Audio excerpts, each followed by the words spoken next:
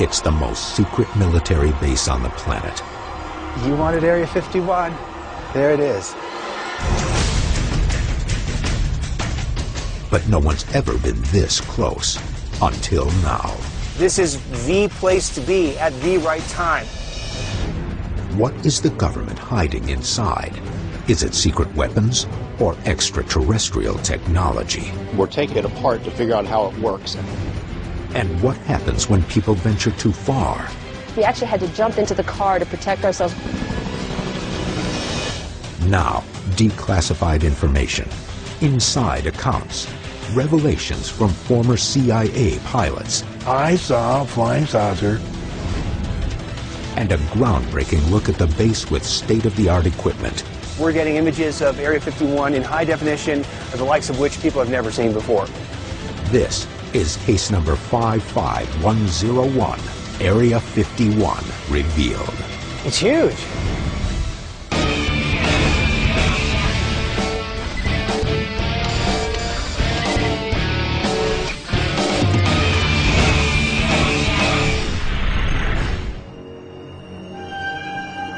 October 2008. Pat Uskert is in the remote Nevada desert, 15 miles from Area 51. Is that them? It's definitely them. What are they doing? They're watching us. There's two guys in there. You want to see? You see, there are two guys actually in Yes. the vehicle? Did their lights just turn on? Yes, it did. August 1955. The same Nevada desert. On a desolate dry lake bed, a plane unlike any seen before blasts into the air. This test of the U-2 spy plane ushers in the modern age of top-secret aircraft. And the center of it all is Groom Lake, also known as Area 51. Chosen by the U.S. government for its remote, almost impossible-to-reach location. No public road comes closer than 15 miles. The nearest town, Rachel, isn't established until 1973, and its population is rarely more than 200 to 300 people. For over 30 years, this isolated base in the middle of the desert is shrouded in mystery.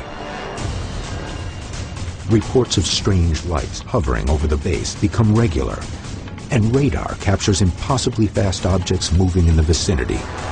But secrecy remains. Then, in 1989, everything changes. The time where I entered the hangar, I witnessed recovered alien spacecraft that the Department of Naval Intelligence in the United States was back engineering.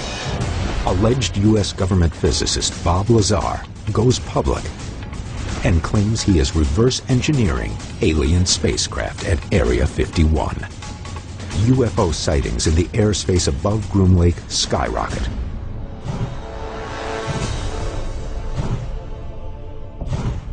But the base remains closed off.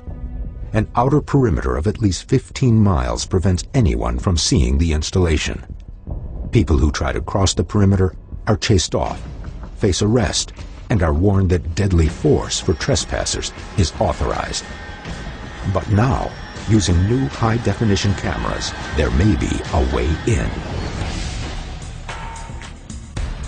We're only a few miles away from the beating heart central of Area 51. It's almost a nation unto itself, with its own staff, personnel, its own resources. Programs are actually ongoing today with new vehicles that we don't even know about yet. Today, the U.S. government has not officially acknowledged the existence of a base called Area 51, let alone admitted to extraterrestrial experimentation. The investigation now comes to the remote desert of Nevada for answers.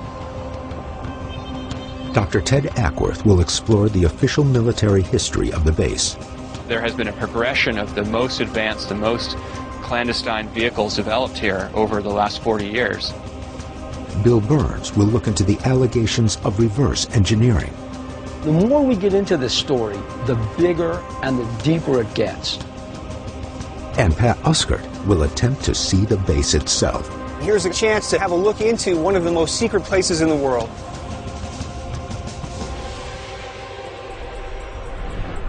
Area 51 gets its name from 1950s era maps. They show the Nevada test site complex divided into a grid with a different number assigned for each separate quadrant.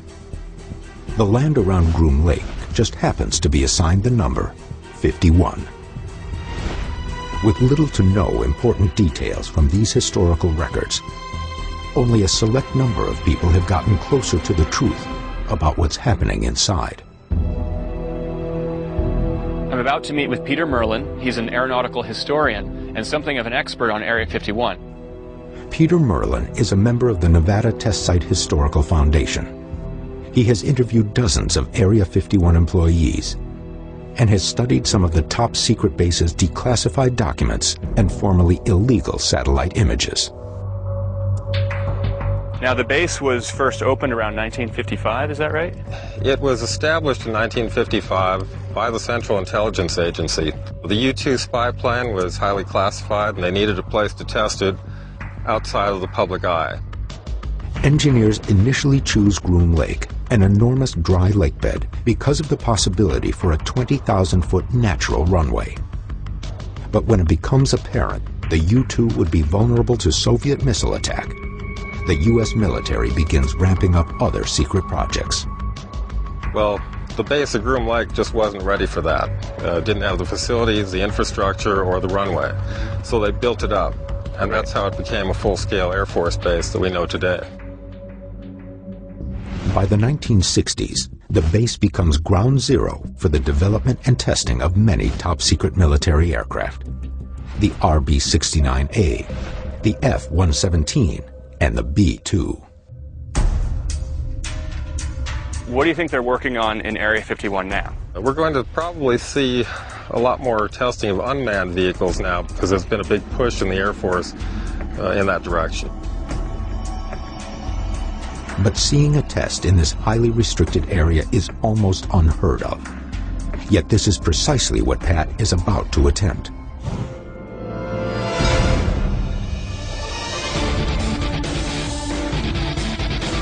Pat is meeting with Mark Farmer, an aerial combat cameraman and Area 51 expert. He is taking Pat to view an undisclosed flight path that few have ever been to.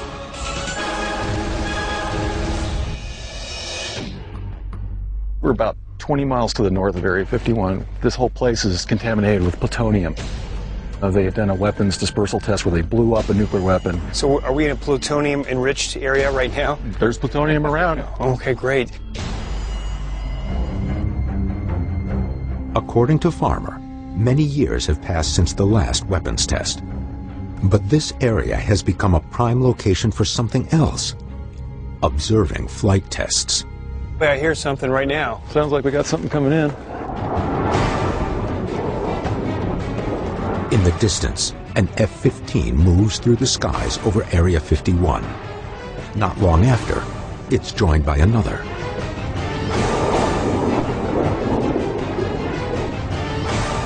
The military may have been